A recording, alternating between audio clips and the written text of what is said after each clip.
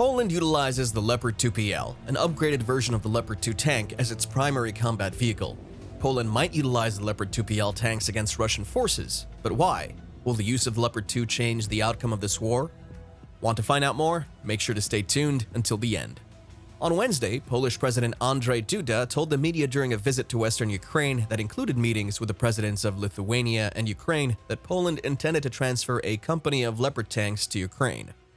Duda suggested that Warsaw would prefer to send the upgraded tanks to Ukraine as part of a larger package of military assistance backed by a global alliance rather than immediately or unilaterally. Although no particular strategy or timetable was disclosed, British officials suggested this week that the nation could send game-changing tanks to join the battle. In order to discuss Kiev's most pressing demands, military ministers from dozens of nations will convene in Germany next week for a meeting of the US-led Ukraine Defense Contact Group.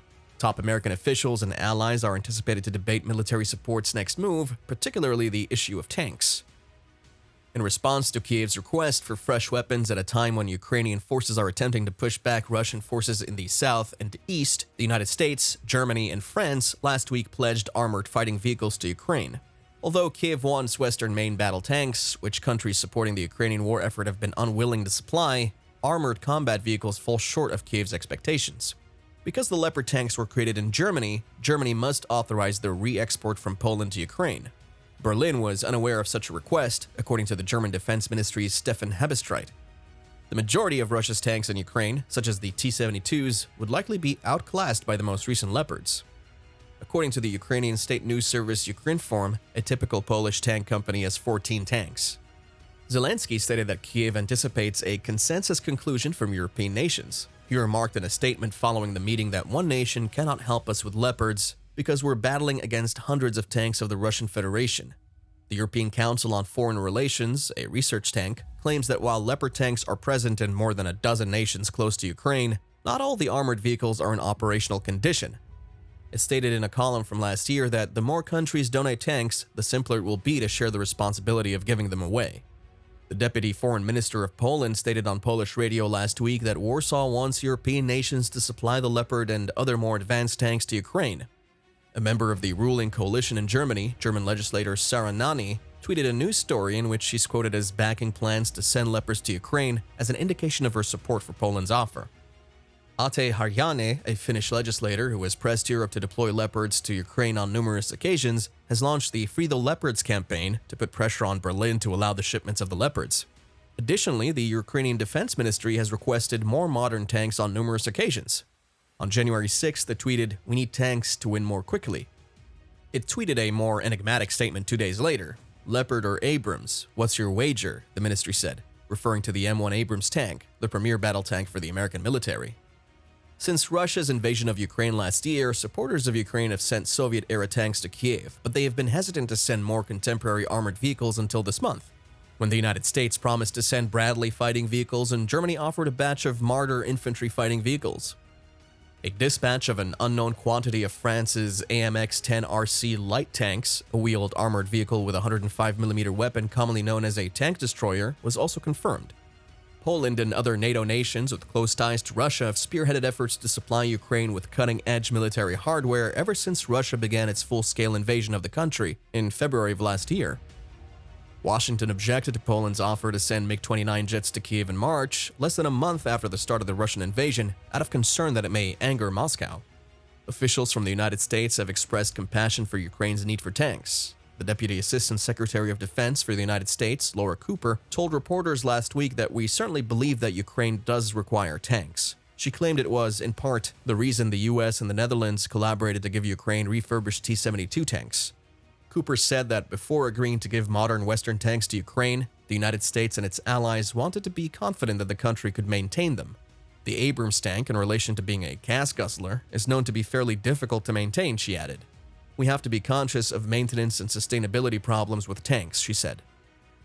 Additionally, the UK is seriously considering sending Challenger 2 tanks to Ukraine, which would be the first time a Western nation sent its most potent heavy armor to Kiev.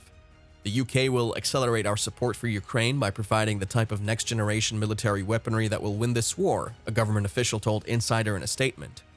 Battle tanks may undoubtedly provide the Ukrainians with a competitive advantage, and the Prime Minister assured President Zelensky last week that the UK will do all in its power to help. The spokesperson stated that Defense Secretary Ben Wallace has been requested by Prime Minister Rishi Sunak to look into ways to strengthen support for Ukraine, including by supplying tanks. On Monday, the UK is anticipated to make an official declaration regarding whether to transfer the Challenger 2 tanks, and according to Ukrainian sources, the announcement will be favorable. According to a source who spoke to Sky News, Britain may provide 10 Challenger 2 tanks, which would be sufficient to outfit a squadron, but fall well short of the dozens of tanks that Kiev has demanded. An expert told an insider that the tank would be superior to every Russian battle tank it would face, and some sources indicate that it may deal a serious blow to Putin's soldiers on the battlefield. A few Challenger 2 tanks would be a quote-unquote token gesture, says Justin Crump, a military veteran and the CEO of the risk intelligence company Sibylline, because tanks need to be numerous to be successful. But more importantly, he claimed the action might pave the way for additional Western countries to deploy tanks to Ukraine, especially the mass-produced Leopard 2 tanks that a few European nations already utilize. Poland intends to transfer Leopard tanks to Ukraine, but Berlin must approve their re-export before that can happen. Germany is debating whether to follow Poland's lead. Despite the Leopard's inferior one-on-one tank performance, Crump predicted that the powerful Challenger 2 tanks would easily defeat Russia's battle tanks, particularly the T-72s from the Soviet era. Crump, who has actually operated the tanks, claimed that the Challenger 2 was built to do the job the Ukrainians require this tank to do. They are unquestionably superior to whatever the Russians had because every vehicle developed during the Cold War, such as the Challenger 2, Leopard 2, and M1 Abrams in the US, was intended to outperform its Russian counterpart.